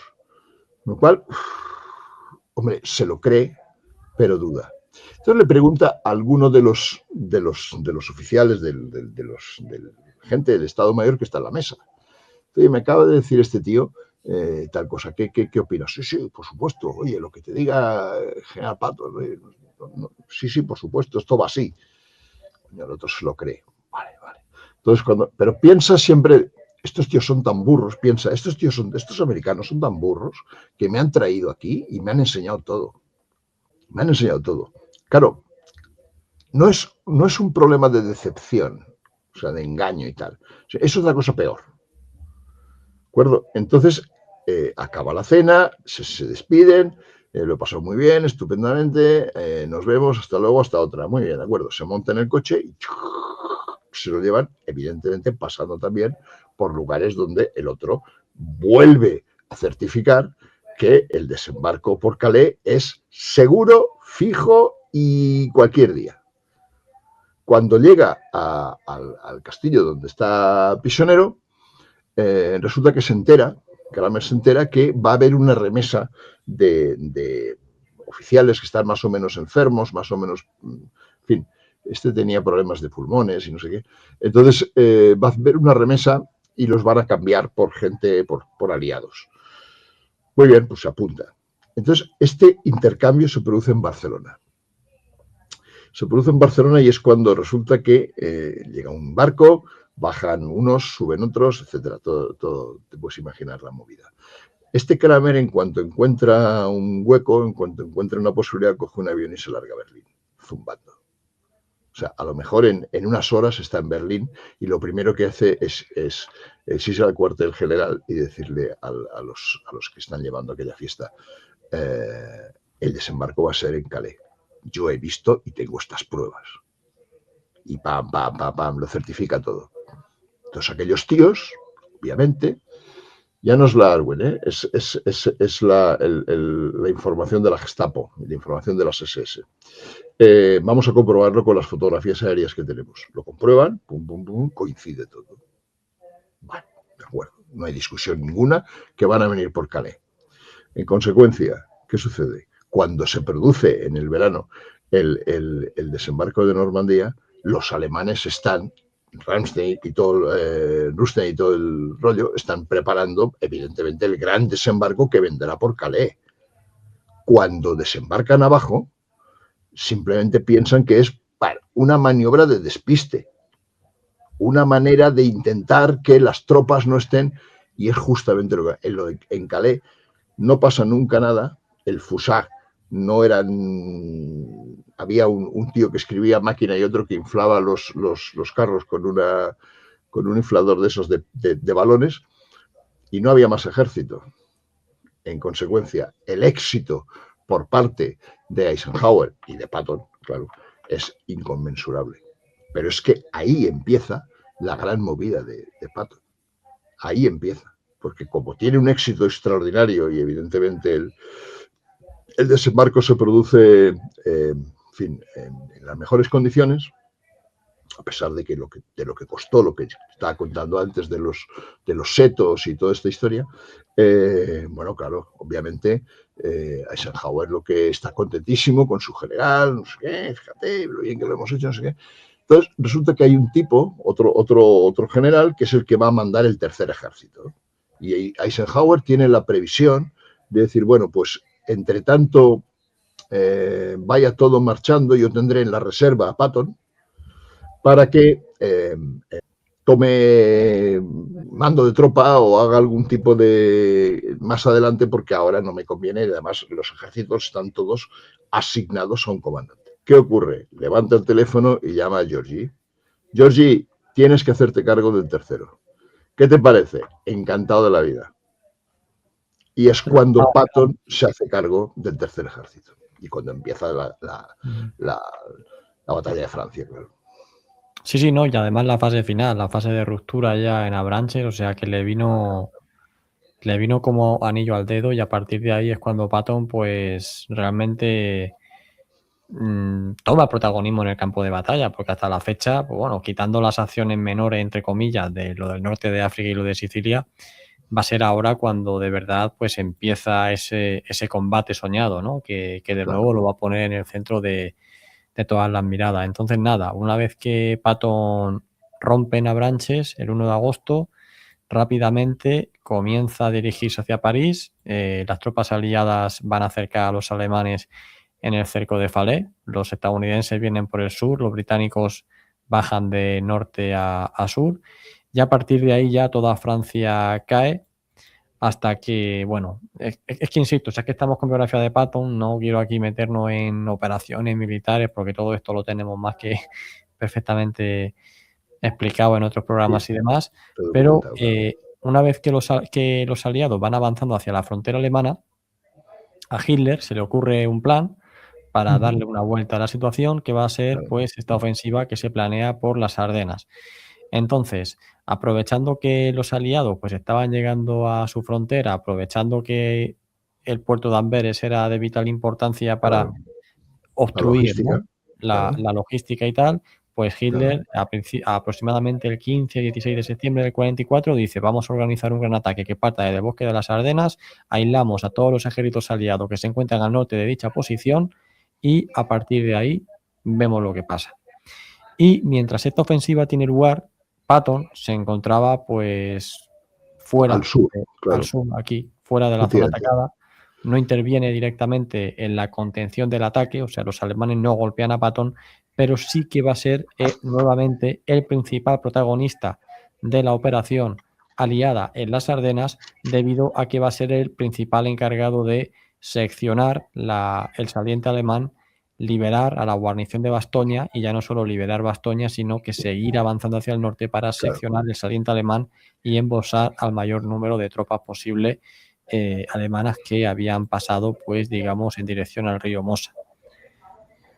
¿Consideras que esta es la acción más famosa de Patton, la acción de Bastoña? Sí, seguramente sí. Seguramente sí. Sobre todo por los antecedentes que tiene. Es un poco por donde me he fijado yo. O sea, sí. Patton está en el cuartel general con Eisenhower. Eisenhower dice, hombre, nos convendría, porque hay allí unos chavales de unos Paracas, la 101 creo que es, que resulta que están rodeados, los alemanes le están pegando palos por todas partes, no hay manera, en fin, hace muy mal tiempo, está nevando, tendríamos que intentar hacer alguna cosa. Claro, cuando Patton ha ido a la reunión aquella, no sé si produce en Versalles o una zona por ahí, previamente ya ha dicho al tercero, a los comandantes del tercero, oye, ir girando los carros porque me huelo que algo pasará. ¿Vale? Entonces, cuando Eisenhower empieza a decir, hombre, es que resulta que aquellos tíos están allí solos y tal, tendríamos que echarles una mano. ¿Quién es capaz de hacer ¿Cómo podríamos hacerlo? ¿Qué te parece? Habla uno, habla el otro, no sé qué dicen. Hasta que le toca a Patton, que evidentemente ha estado callado escuchando lo que decían los demás. Y dice, bueno, yo los libero. ¿Cómo que yo los libero? Yo me voy a por ellos. ¿Pero cómo que te vas a por ellos si tú estás en dirección directamente a Alemania? Yo me voy a por ellos, yo los libero. Pero bueno, ¿pero cómo puede ser? Y el tío lo que hace es salir un momento de la reunión, coge el teléfono, llama al cuartel general y dice, oye, macho, pa'lante. Y esos tíos desde ese instante se ponen en marcha. Vuelve a donde están los demás. ¿Qué has hecho? ¿Qué has dicho? ¿Qué ha pasado? ¿Qué tal? Igual? Nada, un tema que tenía que resolver. Ah, vale. ¿Cuánto puede ser que tardes en una acción así? 2 semanas, 3 semanas, está plagado de alemanes, de zonas de... ¿Qué te parece? En Navidad estoy allí. ¿Cómo que en Navidad, hombre? Pero y Eisenhower le dice, hombre, no seas tan presuntuoso, Georgie, que al final vamos a meter la pata. No te preocupes que yo estoy allí en Navidad. Y eso fue la promesa, estar en Navidad. Pero no llegó en Navidad, llegó el día 26. Porque sí. el comandante de la 101, que estaba allí metido en Bastoña, lo estaba presionando. Mi general, que de aquí no oigo nada, que no veo nada. Estaba nevando, un drama tremendo. Nevando, lloviendo, barro por todas partes, los alemanes pegando tiros en pequeños grupos. No hay manera de llegar, no hay manera de pasar. Alrededor de Bastoña había un círculo de blindados alemanes, los últimos ya seguramente. No podemos pasar, es imposible. El otro le llama y le dice, te haré un regalo en Navidad. Y claro, el comandante de Bastoña, el tío norteamericano que está allí en medio, dice, vamos a ver, que llega Navidad y no estás aquí. Entonces, cuando hablan el día anterior, ya le da esperanzas. Le dice, sí, ahora sí que me creo que me vas a hacer un regalo en Navidad. Resulta que ya estoy oyendo el rugido de los motores de tus carros y estoy viendo volar algún avión que imagino que debe ser norteamericano. Y evidentemente al día siguiente rompen el círculo del sitio que tenían los alemanes montado y entran tranquilamente. Todavía le da tiempo al comandante de Bastoña de arreglarse, asearse, afeitarse, porque ahí Patton sí que era durísimo. Claro, esto es la Segunda Guerra Mundial. O sea, que un tío no vaya afeitado, hombre, tampoco no será una cosa tan grave. Bueno, pues no. Mire usted, arréglese. Ahí lo veis, el tío está impecable. Se presenta y le dice, mire, mi general, muy bien, usted ha sido un buen regalo. No ha sido el día 25 como usted decía, ha sido el día 26. Macho, muy bien. Y a partir de ahí, pues es cuando ya empieza, digamos, la leyenda de General Truscott y que será el que lo sustituirá finalmente, y de otro agente que fin, son importantes porque van a hacer cosas que luego tendrán consecuencias. Pero bueno, eso ahí lo podemos dejar. A partir de ese momento lo que hace es girar otra vez y irse directamente al ring. Que es cuando pasa otro de los sucesos importantes, sí, que es lo que yo decía al principio, es que este tío, un día sí y otro también, no para de dar elementos a la prensa para que publiquen y vendan millones y millones y millones de ejemplares. Claro. Llega al ring y resulta que unos días antes el bueno de Montgomery había montado para cruzar el río poco menos que una movida en plan lo de Normandía, o sea, bombardeos, no sé qué, no sé cuándo, es un montón de historias, porque se pensaba que al otro lado estarían los alemanes, en fin, con todo lo que tenían. Y montar y todo una jarana. ¿Qué sucede? Bueno, pues nada, que cuando llega Patton, manda a unos chavales poner unos pontones, son esas pilastras en el río para poder andar por encima, pasan unos chavalillos, van al otro lado, aquí no hay alemanes, aquí no pasa nada, venid que nos vamos a fumar unos cigarros. Vale, estupendo. ¿Qué sucede? En ese momento, que va la prensa siempre toda loca detrás de Patton, viendo, intentando sacar titulares y noticias y, en fin, a Patton en los pontones de la entrada, o sea, del principio del río, no mucho más allá, o sea, no en medio del río. Resulta que no se le ocurre más que mear. Dices, pero hombre, macho, bueno, se ocurre mear al tío. Entonces resulta que hay un fulano que le hace una foto. Esta foto, con toda probabilidad, yo lo digo en el libro, con toda probabilidad es falsa. Porque le hace la foto y el fotógrafo lo que hace es, en la propia foto, una especie de dibujito, como si fuera el chorrillo de Patton que va directamente al agua. Entonces el tío está girado así mirando a la cámara y se ve el chorrillo. Bueno, pues esta foto se publica y fíjate, Patton, claro, Montgomery se pone hasta arriba, Eisenhower le llama por teléfono y dice, pero ¿cómo se te ocurre tal y cual? Estás humillando a un montón de gente, no sé qué. Pero Patton, que sabe perfectamente que la foto está trucada, no lo arregla. Porque le va genial decir yo me meo donde este idiota está montando aquí un jaleo. Claro, son esas cosas de Patton contra Montgomery que son, en el caso este, pues, no sé si genialidades, porque es una cosa de un segundo, de una foto de un tío. Aquí está la foto. Ahí la tienes. Aquí está la foto. Ahí está la foto. Claro, le has puesto el hexágono este, sí, para evitar que alguno un poco fino diga no sé qué.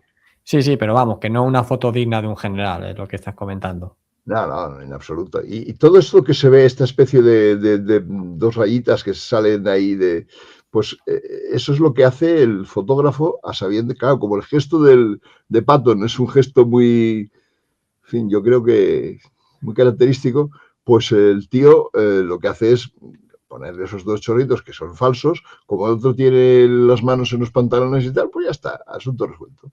La gracia está que Patton no lo niega nunca. Él deja que la gente imagine, ¿no? Claro, pero a él le conviene, imagínate, tener en tensión al público, que la gente de vez en cuando alguno se ría, que vea que los norteamericanos están encima de los británicos, hombre, eso lo faltaba, etcétera, etcétera. Uh-huh.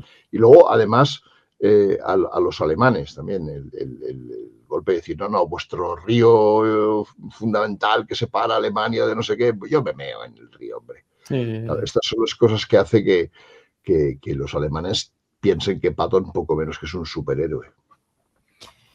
Y luego también, es que Patton, la verdad que le pasan muchas cosas curiosas y demás, porque justo antes de terminar la guerra, ya cuando ya se adentra ya en el corazón de Alemania, también comenta la anécdota en el libro de lo del que se encuentran, ¿no? con un tesoro, con un gran tesoro alemán, sí, de obras de arte, con oro, con es fantástico. Eso es fantástico, lo de la Mira Merkel, dices tú. claro, ahí se encuentran un tesoro, pero además son esas cosas que le pasan a Patton inesperadas. O sea, Sí. entra el tercero, un regimiento del tercero, de diferentes compañías, van por el terreno, y resulta que se dan cuenta que hay unas cuantas señoras que van mal vestidas, muy mal vestidas, claro, y que además poco menos que no se sabe si realmente a ciencia cierta tienen un destino o están perdidas. Entonces, uno de los chavales que va por allí, pues un soldado que sabía alemán, les pregunta a aquellas señoras, oiga, ¿y ustedes qué hacen por aquí? Las tías les contestan en francés. Vamos, voy a llamar a fulanito que sí que, oye, ven un momento, pregúntales a estas señoras. Y entonces las tías les dicen que ellas son, hay una tía embarazada además por el medio que resulta que el otro le dice, bueno, pero a esta señora hay que atenderla, ¿cómo va por medio de la calle así? Entonces llama a la policía militar para que resulta que la lleven a esta señora a, pues no sé, a un sitio donde la puedan atender, etcétera. Y mientras tanto se interesa por, ¿y vosotras qué hacéis por aquí?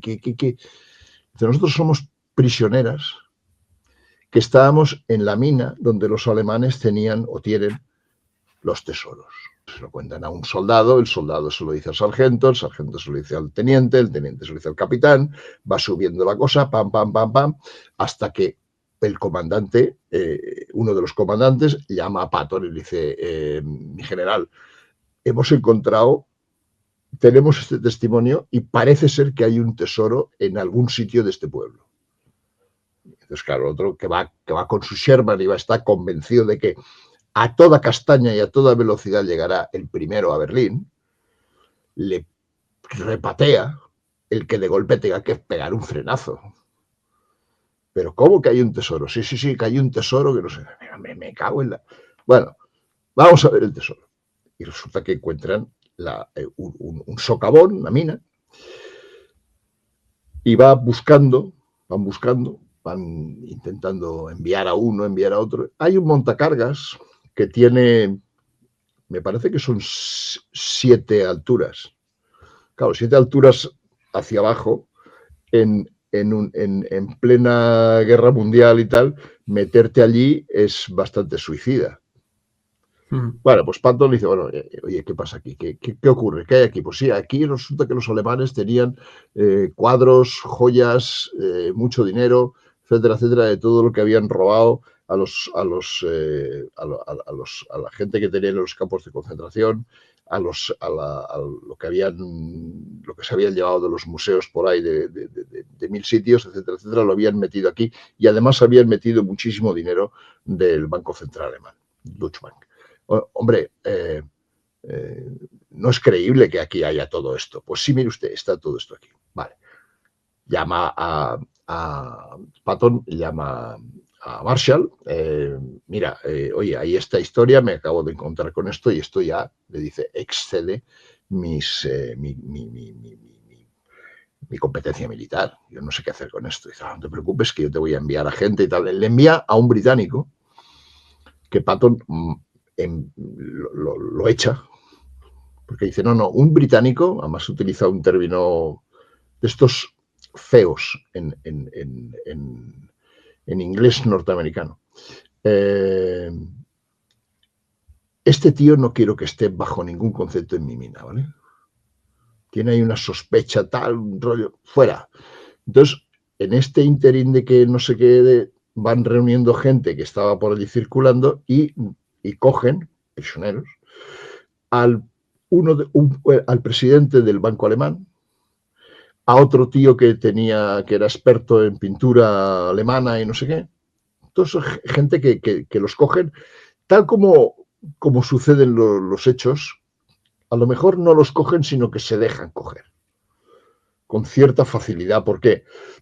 Porque si su intención es proteger los tesoros de Alemania, y yo me largo, pues, hombre, no los voy a proteger. En cambio, si de alguna forma estoy ahí, igual consigo algo. Bien, el caso es que Patton ya ha hecho todo lo que es la escala y sencillamente un día se presenta Eisenhower con otra gente se montan en el montacargas y con intención de bajar al fondo para ver qué hay allí.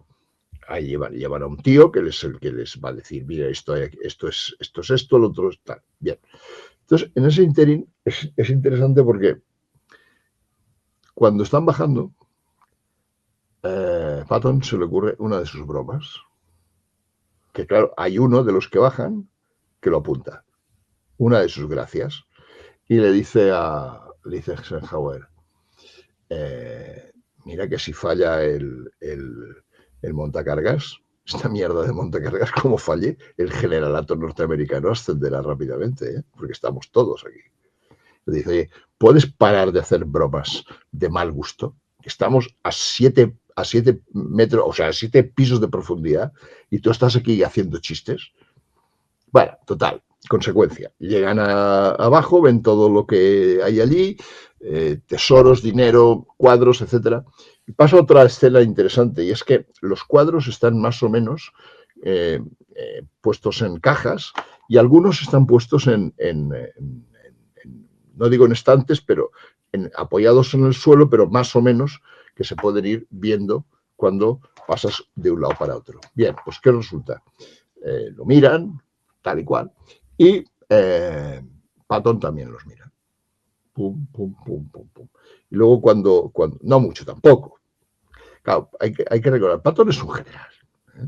O sea, no es ningún pintor ni un historiador del arte. Esto no justifica lo que voy a decir ahora, pero bueno. Patton es un militar. Bueno, bien, cuando sube tal, hay un tipo de la prensa que se dirige allí. Mi general, ¿qué tal? ¿Qué ha visto? ¿Qué cosas hay ahí? Dice, allá hay 4 mierdas.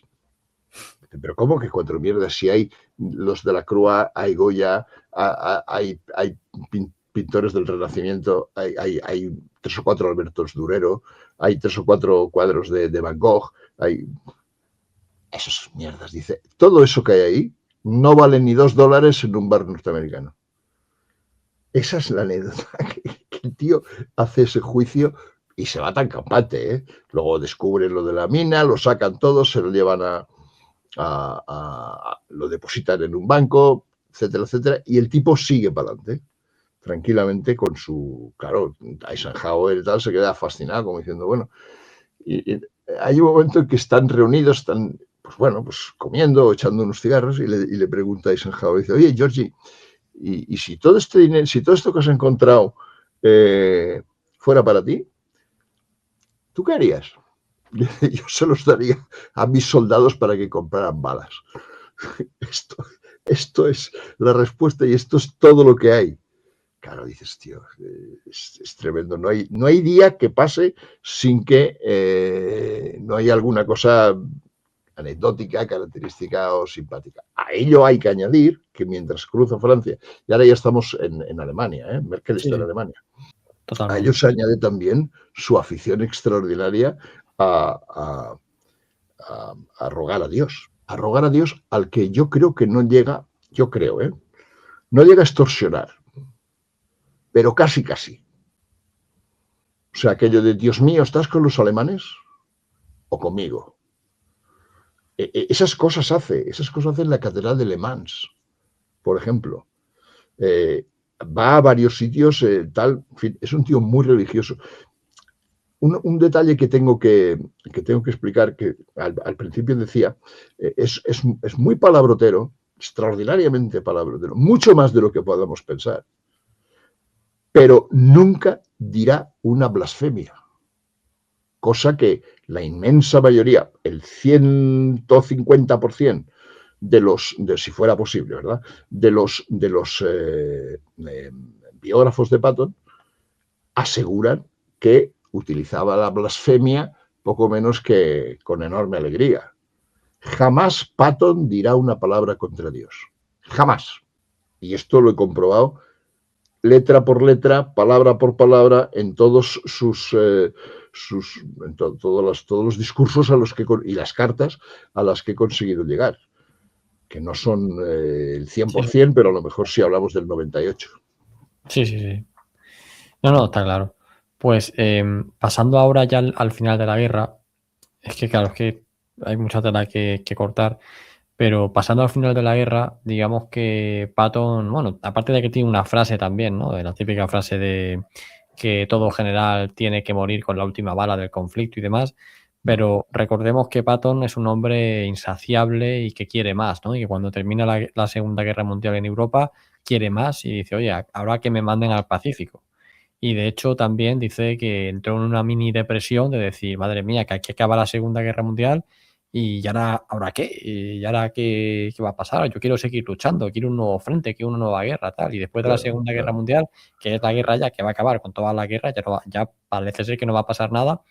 Y todo esto también se va ligando con ese toque que tiene Patton anticomunista, antisoviético, y como que poco menos que parece que está deseoso de que se libre una nueva guerra contra el comunismo, ya no por nada, sino por continuar con su protagonismo ahí. ¿Puedes explicar un poco cómo es esta etapa final de Patton? Claro, a Patton la Segunda Guerra Mundial le viene tarde, ¿vale? Él ya es un oficial mayor. Tiene del orden de unos 54, 55 años, cuando quizás algo más, cuando empiezan los tiros. Y cuando muere tendrá 60 años. Con lo cual, claro, si no hay una guerra inmediatamente, Claro. mira, me voy a mi casa y me dedico a ver crecer No, como le pasa a los Pershing, árboles. precisamente, como le pasa a Claro, Pershing, que de pero hecho Pershing ya Patton, estaba fuera de combate.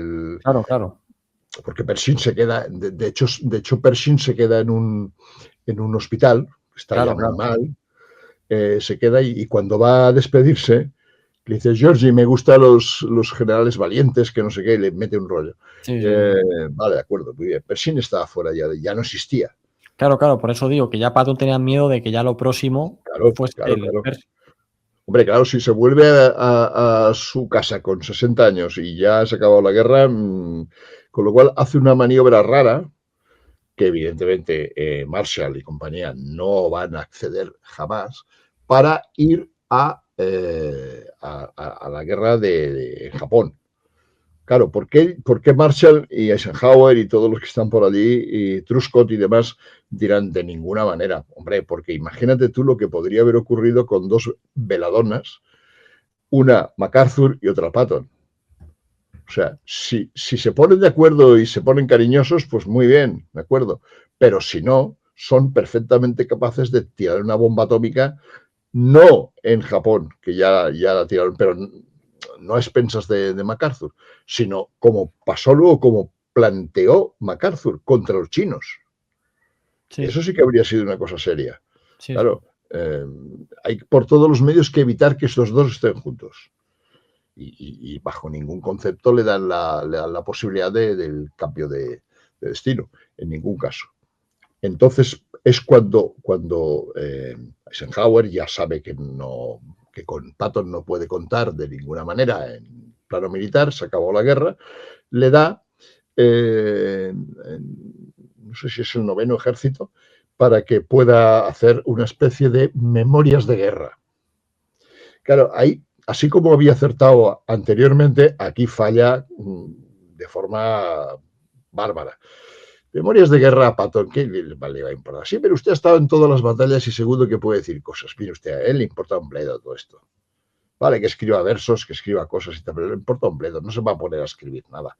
Entonces, está aburrido, está triste, está enfadado y se va de caza. Se va de caza y hay varias versiones. En el libro las expongo. Una de ellas es que círculos, en aquel momento ya clandestinos de las SS, colocan a un tipo al lado de Patton para que lo convenza de la maldad de los comunistas.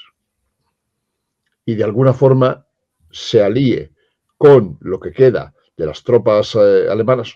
Lo que queda es nada, es cero, pero las levante, las arme y vaya él como comandante, tropas alemanas, tropas norteamericanas contra los soviéticos.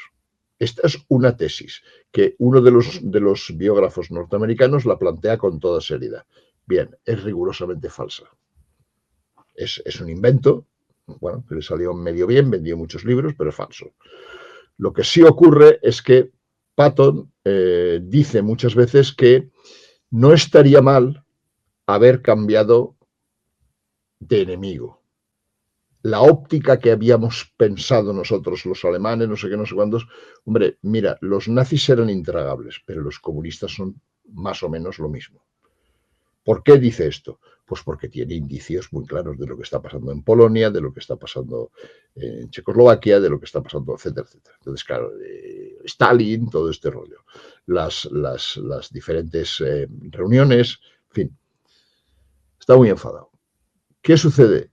Insiste, y como es Patton, abre la boca en todas partes, en el tema de los soldados alemanes comandados y tal y cual. Quizás podríamos, ya veremos cómo, incluso llega a decir, estos tipos que están en Europa occidental, a día de hoy, en Alemania, etcétera, no tienen elementos logísticos. Y es cierto. En 4 días podemos cortar la poca logística que tienen y sencillamente los dejamos embolsados. Y es el ejército soviético el que desaparece en poco tiempo. Él dice, yo en 15 días, en 20 días estoy en Moscú. Claro, todas estas cosas, una detrás de otra, hacen que tanto los soviéticos, Khrushchev, imagínate, y los Khrushchev, Stalin y todo Stalin en principio, se enfaden, se preocupen y digan, bueno, pero ¿qué está diciendo este tío? Sí. ¿Vale? Y por otra parte, Eisenhower también se da cuenta que cuidado con lo que está diciendo este tío, porque la prensa está atenta a todo lo que dice y todo lo que se le ocurre, pero una cosa es mearse en el río y otra cosa es semejante cosa, semejante historia. Esto es muchísimo más grave. ¿Qué sucede? Que tiene un accidente. Un accidente absolutamente absurdo. Pero tiene un accidente y a los pocos días, en la Navidad del año 45, creo recordar, Sí. fallece. A eso hay que añadir que ese accidente, que es una pequeña chorrada, un choque de su coche, un Cadillac, contra el guardabarros de un reo, de un camión militar, eh, que eso no tiene ninguna importancia, pues él se va para adelante, golpea el cristal que separa al conductor de las personas que iban detrás y se rompe una vértebra.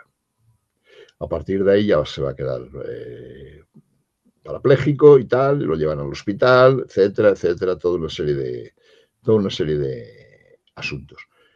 En medio de todo esto, claro, él sencillamente prohíbe, con él y la mujer, prohíbe taxativamente que le hagan autopsia. Con lo cual cierra el capítulo.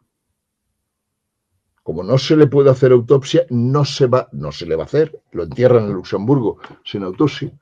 Lo entierran en el cementerio de Ham porque resulta que el tío lo que quiere es permanecer con los soldados caídos a sus órdenes. Bien, como no tiene autopsia, no podemos saber si la causa de la muerte fue lo que le pasó, si lo que le pasó fue algo que dio lugar a problemas pulmonares y problemas de otro tipo. El caso es que desaparece y el elemento, digamos, crítico queda disuelto. Sí, un pequeño inciso, lo digo para quien no lo sepa. Es que lo que le pasa al hospital, o sea, Patton no muere de forma instantánea. No, Está no, varios no, no. días en el hospital Sí, sí, ingresado y le claro. pasa un poco como a Reinhard Heydrich, ¿vale? Que al principio está bien, luego empeora, luego se recupera y ya finalmente fallece. Entonces, por ahí está la especulación de que a ver lo que ha pasado, a si le han podido Sí, sí, inyectar sí, algo o sí. no, si esto es por el accidente o no lo es, porque él en un principio no estaba mal del todo, en un primer momento. Nada, simplemente No, no, para que no, tienes toda la razón. Se le produce un edema pulmonar me parece que en el izquierdo y luego en el derecho. Una cosa así. Y esto da pie a que el señor se muera.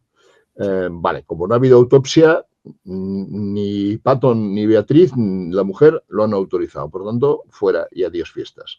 Lo llevan a enterrar a Luxemburgo, aplausos y alegría, y punto. Y ahí se acaba todo. Claro, ¿qué sucede? Acabar una historia como la de Patton de esa manera es poco menos que cerrar el libro donde uno quiere sin consecuencias.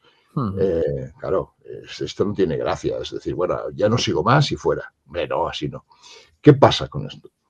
Como no tiene otra salida porque no hay manera de hacerse y tal, manera de investigarse, ha habido autores que han dicho posteriormente que fueron ellos los que se lo cargaron. Claro, esto lo explico en el libro con detalle. Claro, estos autores son poco menos que, en fin, gente, como siempre hay, gente que intenta por todos los medios decir, no, yo lo hice porque resulta que uno me dio no sé cuánto dinero y yo me lo cargué con una bala blanda, o sea, una bala de goma. Entonces, todas estas cosas que, bueno, en el libro, el que le interese lo verá con detalle. Pero a mí lo que quizás quiera remarcar es lo siguiente.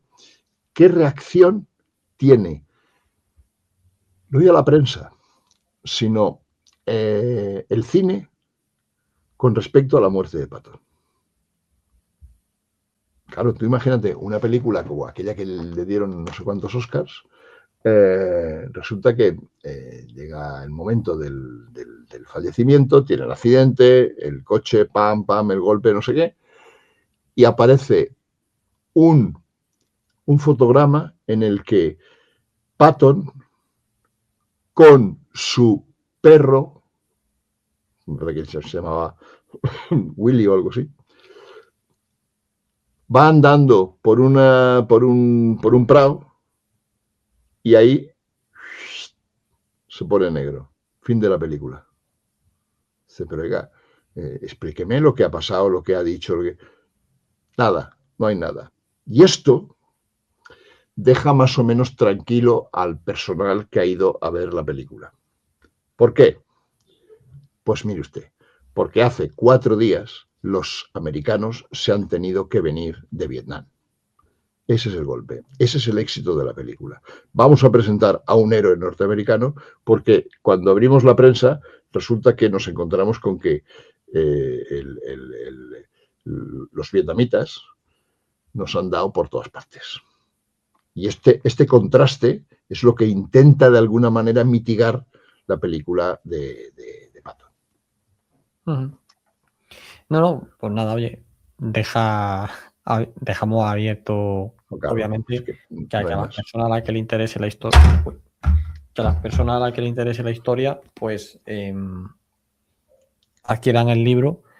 Y bueno, sé que al final lo de este tipo de teorías, pues está también motivada muchas veces por autores que quieren protagonismo, que quieren decir que han Claro. descubierto que Hitler está en Argentina, que a Patton lo Sí, mataron y demás.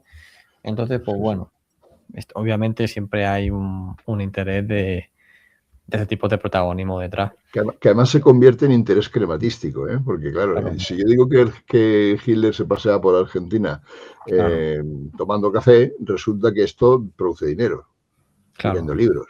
claro, Y mantener esto quiere decir que, coño, yo tengo ahí una pequeña industria.